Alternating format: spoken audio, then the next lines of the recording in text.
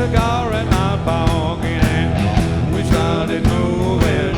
And in hell and said, wasn't she using my eyes to have open? We didn't see him there.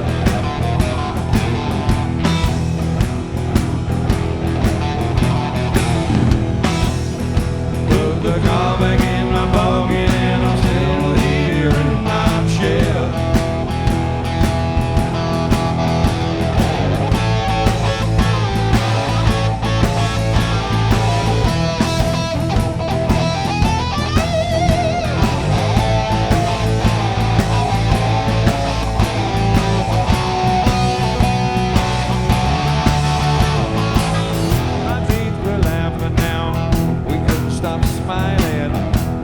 To the mystery man without even trying. My eyes would have opened, but we didn't see him there.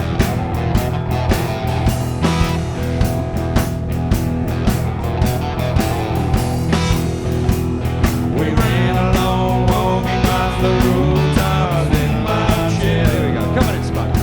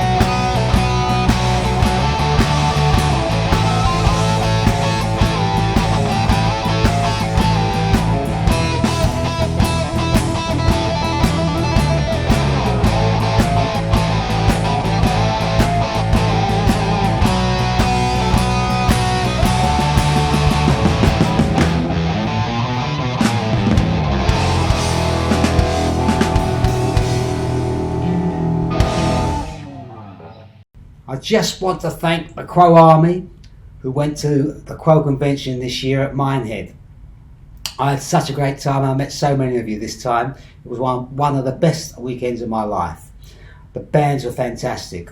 Also, I want to thank Barrel and Squidger. I've got their t-shirt on here. They printed up some vinyl albums of me and John in the Bombers playing live.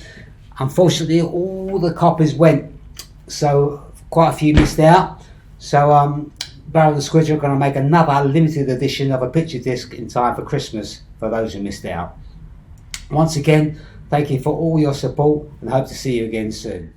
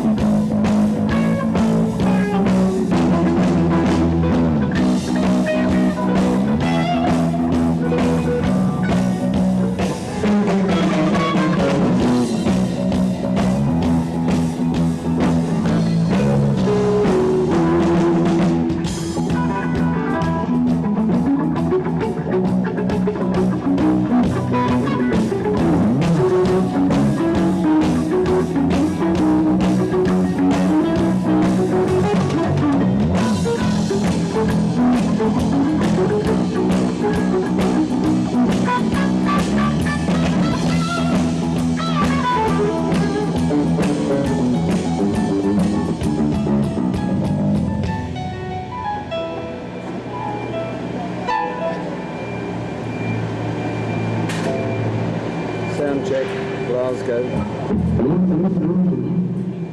Don't know what the date is.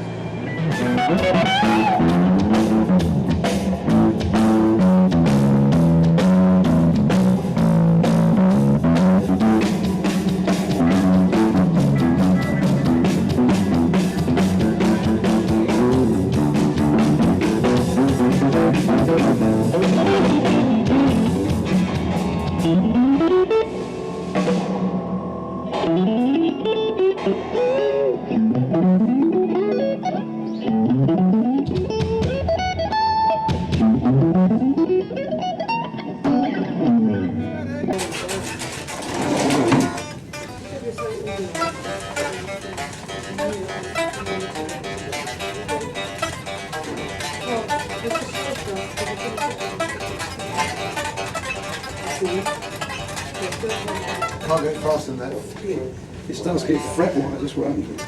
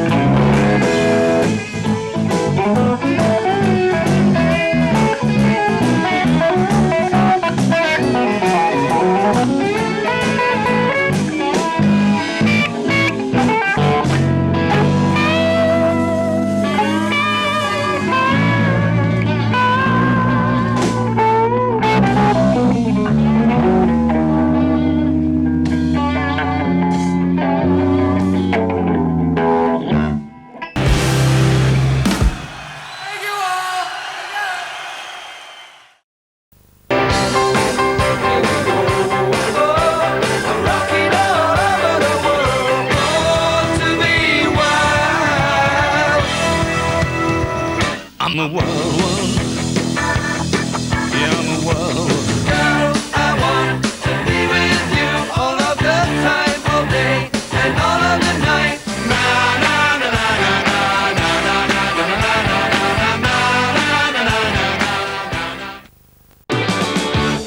Hello there, I'm Rick Parfitt. And I'm Francis Rossi. And this is Status Quo, the Ultimate Collection. Whatever you want. Time Life proudly present Status Quo, the ultimate collection.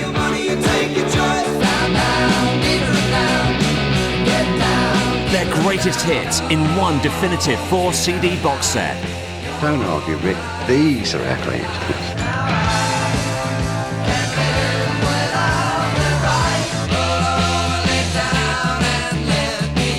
I'm not arguing about it. I'm just telling you that this is a classic.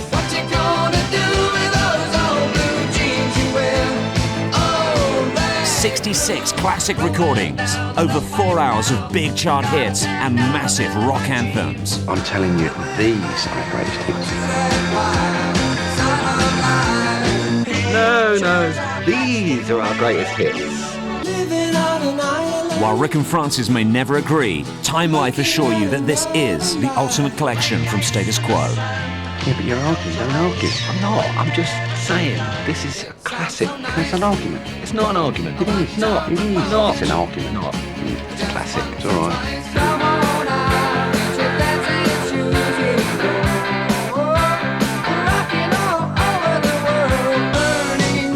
You'll also get rare and previously unreleased recordings exclusive to this collection.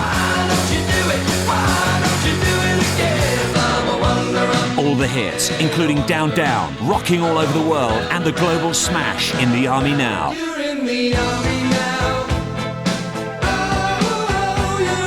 This exclusive Time Life CD set is yours for just 2 monthly installments of $14.99, a total price of $29.98 plus postage and packing. Call the number shown on screen now. It's Status Quo, the ultimate collection. Call now.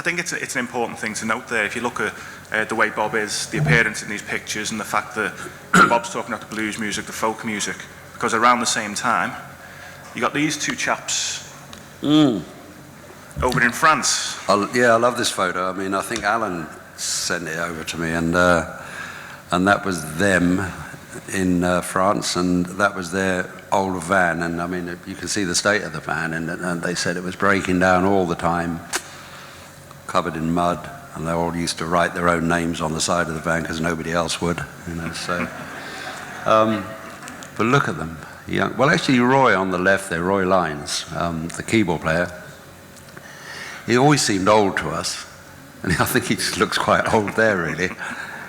And he's still old, I think, and he lives in Australia, actually, and the band Quo have actually seen him a couple of times when they've been over there, and they've all kept in touch, you know, so, yeah. So it's quite notable there. That was at the time of the Spectres in '65, and they were very much a pop band compared to the blues and folk music that you were playing. Yeah, I mean, they were the frilly shirts and all of that, you know, they started here, as you all know. This is where, you know, and Rick was with the highlights, and Quo or Spectres, I think as they were then, you know, and they all met here. So this is why I think it's a good occasion to actually celebrate a bit of, you know, them getting together, because if they hadn't, none of us would be here. We'd still be here, alive, I hope, but we wouldn't actually be here. So it's good, yeah. I'm, you know, and I sort of met them in those early days, and I was still in my tatty old clothes and jeans and things, and they were in their flares and frilly shirts.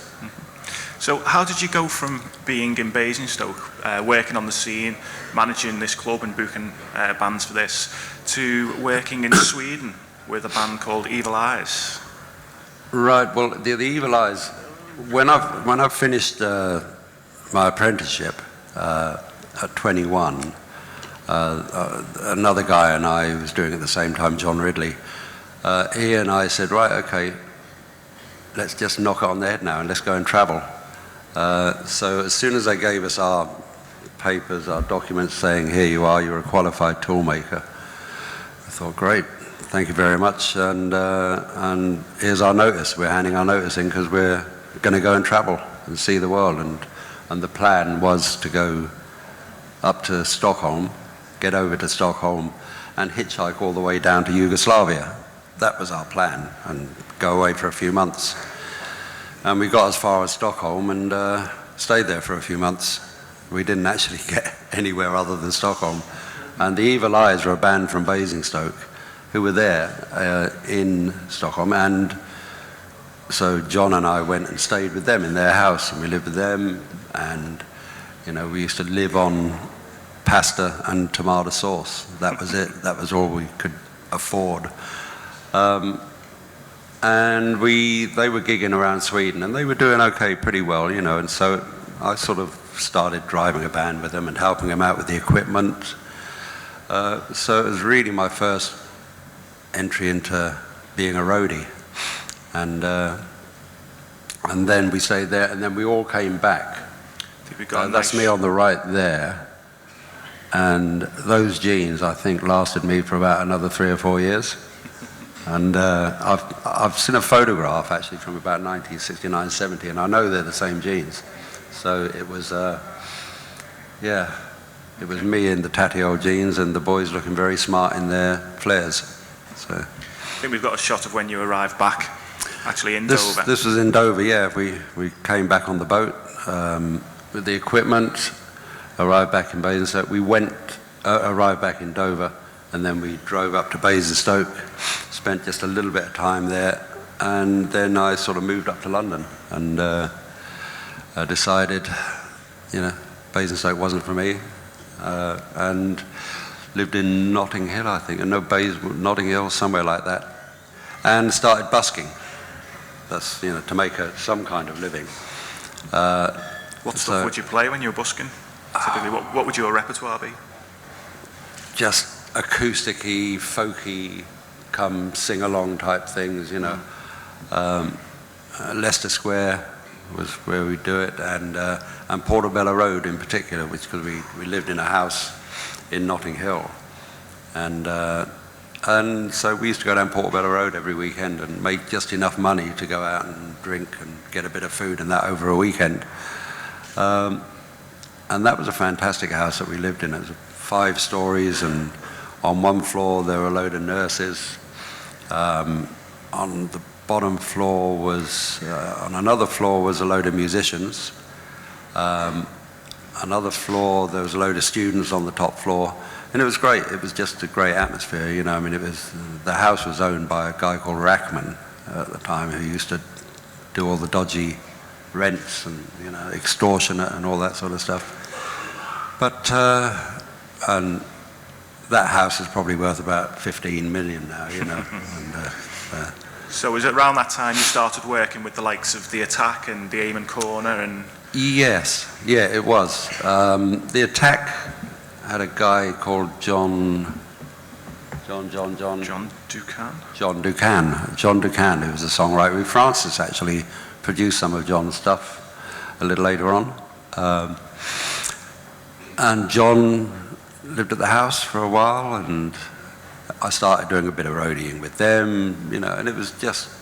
And then I met the Amen Corner. Somebody asked if I'd like to do some work with them, drive the van. I thought, yeah, that's okay, you know. So I was slowly becoming a roadie, and certainly moving away from busking and thinking I could actually be a proper musician. So I met them, and I used to go and do gigs, and I also met The Herd at the time, which had Andy Bown in it, and did some stuff with them. And it was after I'd met Francis at Hammersmith. Is that where we're going to now? Yeah, I think May the 5th, 1968 is the date. And that was Gene Pitney tour, wasn't it? Yeah, so that, on that tour, the Amen Corner were on that, but I actually wasn't working with them on that tour because they didn't need a roadie. Basically, there was so many bands, all the gear went in, and it was all set up, and that's the way it was. But I went to the Hammersmith Apollo Odeon on this tour, and I was just sort of hanging around by the stage, and you may have heard the story before, but Francis and the band were sound checking, and the first thing Francis said to me, he didn't know me, I mean, he was just standing around the stage, and he looked at me, he said, "Fucking bass players, they take forever to tune up, you know." I thought, oh, well, not a lot changed after that. And so Francis and I did have some kind of rapport, you know, and we chatted and, you know, and said hello to everybody else and knew all of that. And didn't think any more of it, and I was carrying on working, and I was actually doing a gig with The Herd, with Andy Bown in it and Peter Frampton in Nottingham. And somebody came and said, "Is there a Bob Young here backstage?" And I went, "Yeah, that's me," you know. And the band were playing. And I said, "Who is it wants me?" He said, "Oh, there's some guys in the bar that want a word with you." And I thought, oh shit, here we go. Here's trouble. And I looked in the bar, and there were 3 big men in there, but there were 2 really big ones. And I thought, here we go, let's go bite a bullet and go for it. And I went up and they said, "You Bob, are you?" I said, yeah. "Well, that Mike Rossi met you a little while ago and he thought you were okay. Well, we've just had all our gear nicked by the roadie that was with him, so he's gone and they're looking for a new roadie. And Mike Rossi thought you might like it, do it." You know, "Well, this is Andy." I said, "Well, I've just been offered a job by Jethro Tull." And they said, "Yeah." I said, "Well, you know, it's £10 a week." And they said, "We'll pay you 15 if you start on Friday." And that £5 is why, that extra £5 is why I started with Status Quo. Thank God. Thank God I did.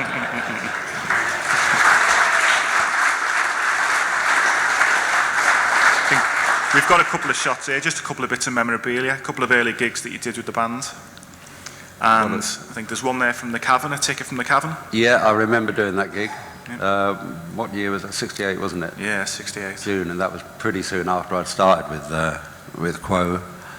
And I do a lot of work with the Cavern now. I still do a lot of work with them after all these years, you know, the various things I'll tell you about in a bit.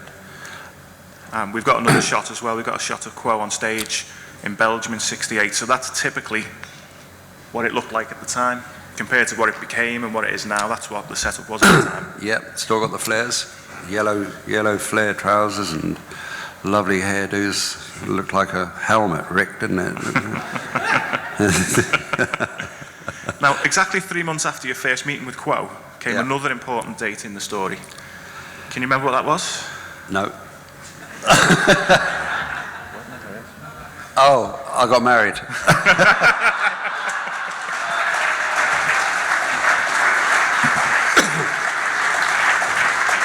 Actually, and one of the reasons we got married was, I think Sue and I had been together for about 5 years then, or whatever it was. And she said, well, if you're going to be going off with that group that you seem to be enjoying working with, we're going to get married whilst I'm off. I thought, well, okay. So, so we did very quickly. We turned around, didn't tell our parents, didn't tell anybody. The guy on the right is John Fanning, who was Quo's tour manager at the time when I was driving the van, and he was the tour manager in the car with the guys. And so he was our best man. The lady on the left with the long legs was just a friend of ours from Basingstoke, and we still keep in touch. We all keep in touch with that.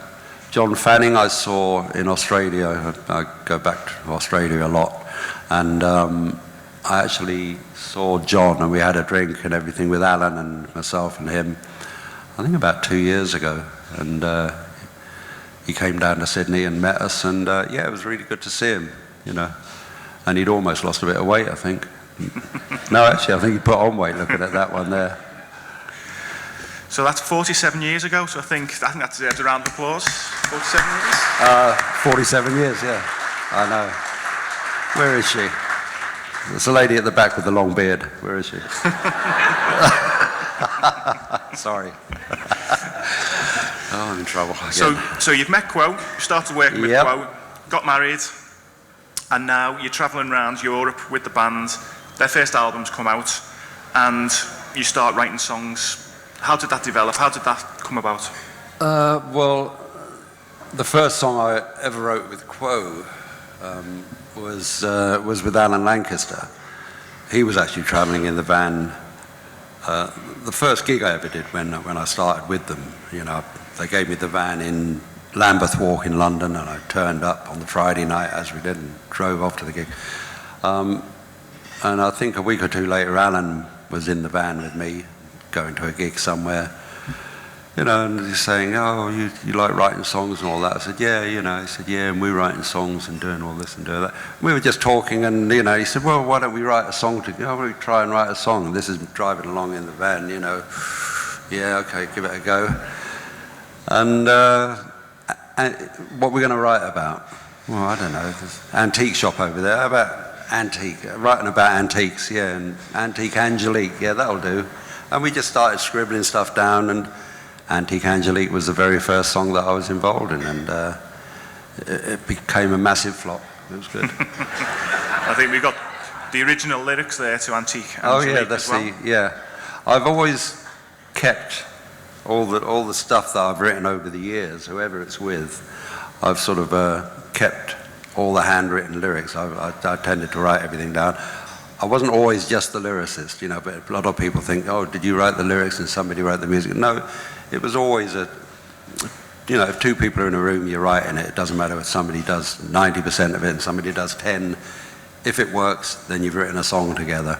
But I would always write a lot of the stuff down, and I've got all of the lyrics going back pretty much to the beginning in a big folder at home, and I'm going to actually try and put them all into a book, just so that everybody can see everything that's been written then, you know.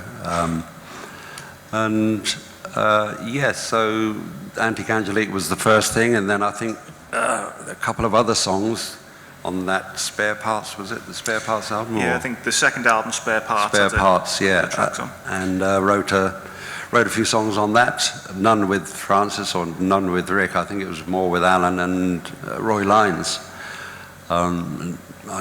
Pretty dire songs, but they were all part of Quo's history, and you know, so still proud of them, I guess.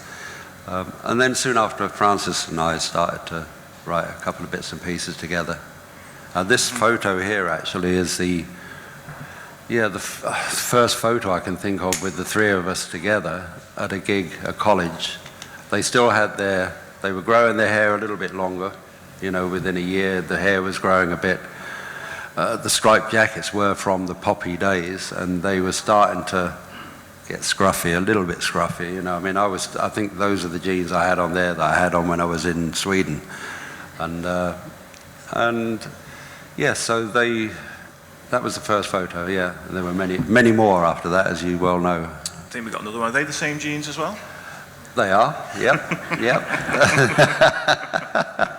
And they were in the velvet trousers. They hadn't gone into the jeans yet, don't forget, as well. But they were velvet trousers that they'd had from the Matchstick Men days and all of that. But as you can see, the hair was getting a bit longer. They were getting a bit scruffier.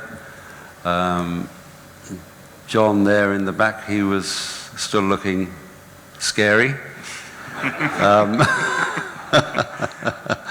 And Alan, he's nice clean fingernails he had there, because he always liked to keep himself nice and clean and that, you know. But yeah, so that was it, and that was '69, a year after I'd been with them, and I think I'd started writing a few songs. And that was down the dust pipe there at one of the TV shows that we did, and I started playing harmonica. I was the only person that could play harmonica, and so they said, well, you better do it, Bob. So down the dust pipe, was that the first one that I recorded with them? Or was it Price of Love? Price of Love's the first harmonica, I think. Yeah.